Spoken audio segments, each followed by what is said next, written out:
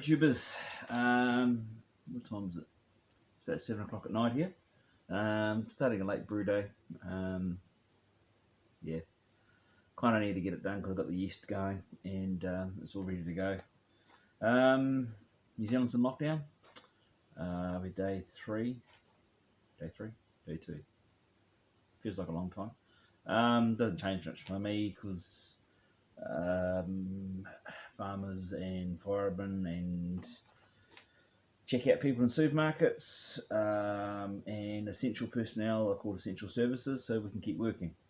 But we just got to make sure that we keep safe, keep ourselves isolated to a point, and yeah, be safe out there.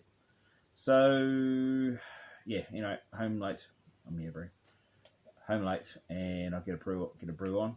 Now, a couple weeks ago, good dude, Steve Burton, sent me these, and I see he made one brew with them, and I think it didn't go to plan. Something about it was quite bitter.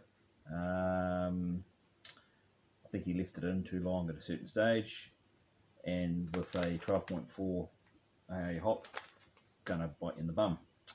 So, looking at that, I've decided to do not a smash beer, but a single hop beer.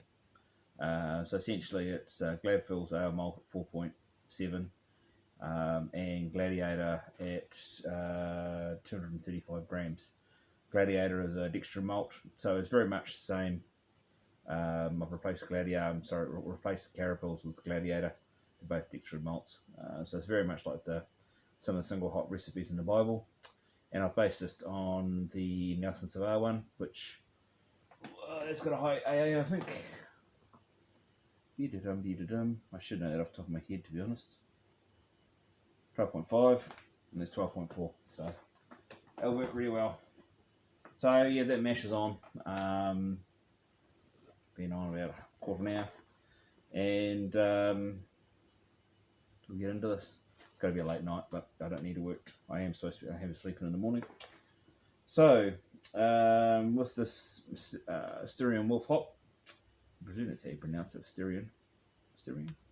Yeah, Styrian Wolf. So it started boil, I'll put 22 grams in. It last 15 minutes, put 11. Last 5 minutes, put another 11. And then at turn off, 33. Now I think that's going to leave me about 23 grams left in the packet. And I might just do a dry hop.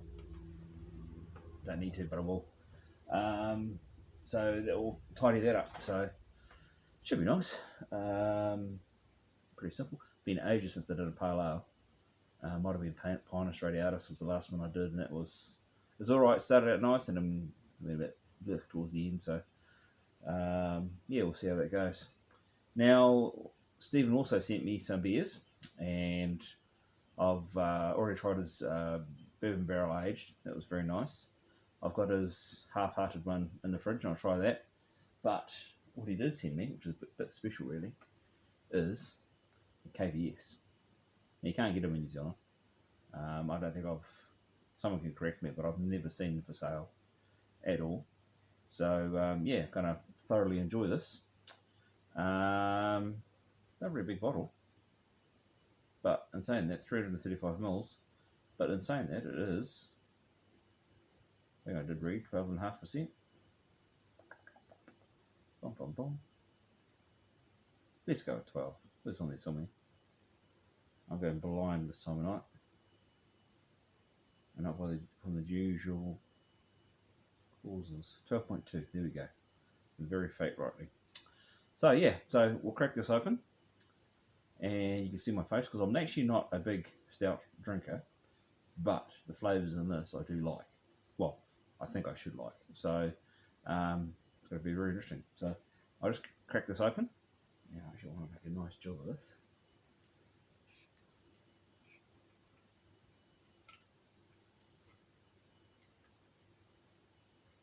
Got an idea of using this bottle, I think, for my garage. When I get my garage going. Sorry I took a bit of time there, but I actually want to put the cap back on later.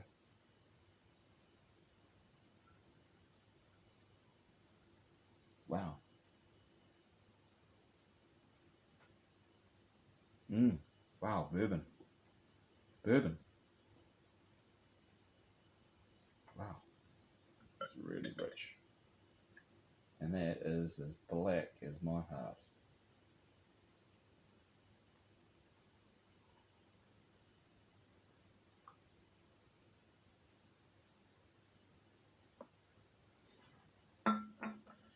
And I don't know if you can see it, but that cap on that beer is just about brown. Well, it is brown, to be honest.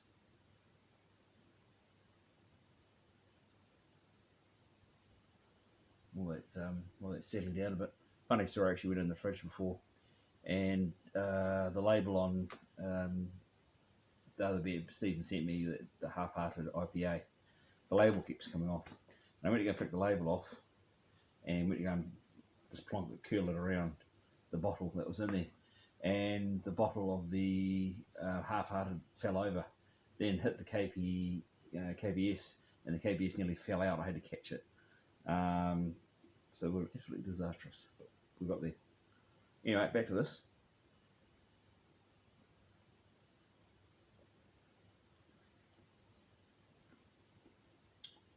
Bloody hell. Ooh. Just got a warmth that slowly goes down your throat. Not getting as much coffee as I thought. Does say coffee in there, doesn't it? Chocolate and coffee. Okay. Get a nice chocolate hit. Temperature wise, it is cold, not warm. So I think I'll be sipping this for a while anyway.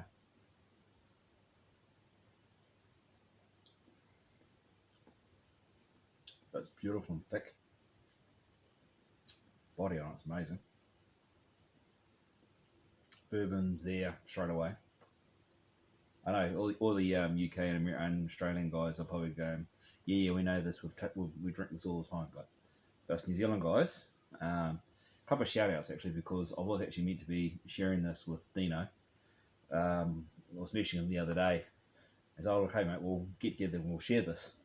But with the lockdown for another 4 weeks, quite frankly, I'm not that patient. So I'm terribly sorry, Dean. I'll make it up to you, mate.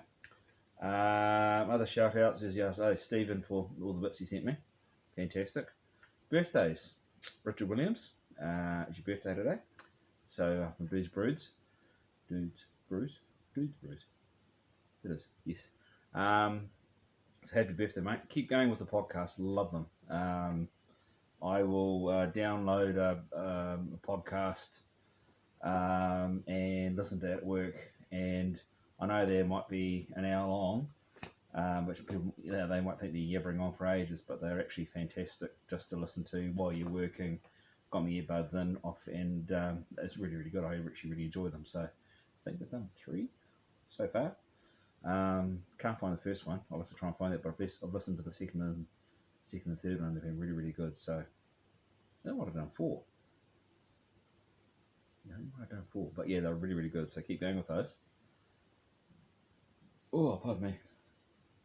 There we go. Came out eventually. Wow. I know me and Banana tried to do a version of this, but it was, nowhere near it. I know what I need to try and get to now. A lot more roasty than what we had. In the body. Bloody hell. And that head. It's just so dark. Probably the darkest I've seen on a beer, actually. It's just spectacular. And it just clings to the glass. It's so thick. Anyway. Wow. Good bourbon. Oh my god. I was always too worried. I suppose it goes on a matter of what sort of bourbon you're going to use. I've always been, when I was adding bourbon to some of my beers, I always wonder whether you're going to overdo it. And that's strong compared to what I've had in my other ones, but it doesn't overdo it. And saying that, I'm still not getting any coffee, so I actually really do. Probably one of the beers I'll probably do soon is a real nice coffee oatmeal stout.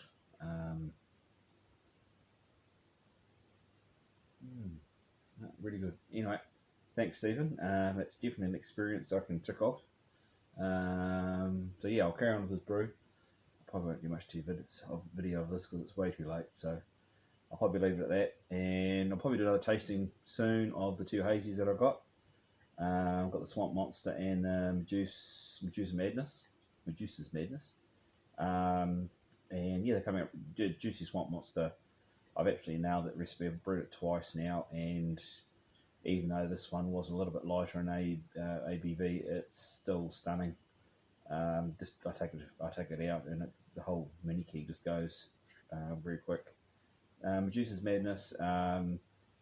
So it's got Mosaic Trial Hop and Medusa hops, which is a Neo-Mexican hop. That it's coming along. Like, it's only been in the keg 5 days. I've tried it twice, and yeah, it's nice. Still got body wise, probably not as good as the Swamp Monster, which is a bit surprising considering the malt bill's about the same. So we'll see if it comes through. Give it a bit more. Give it another week, and then I'll make a decent decision. So I'll do a video on that. But yeah. Anyway, from me, I'm going to stop this video now before I collect my words with about a bourbon that's in this. And you guys have a good night. Keep safe. I know it's pretty scary out there. But us guys, we have got the advantage. We can hibernate in our sheds and away from our other halves and drink beer, and the world can go by. So be safe, guys. Okay? Cheers.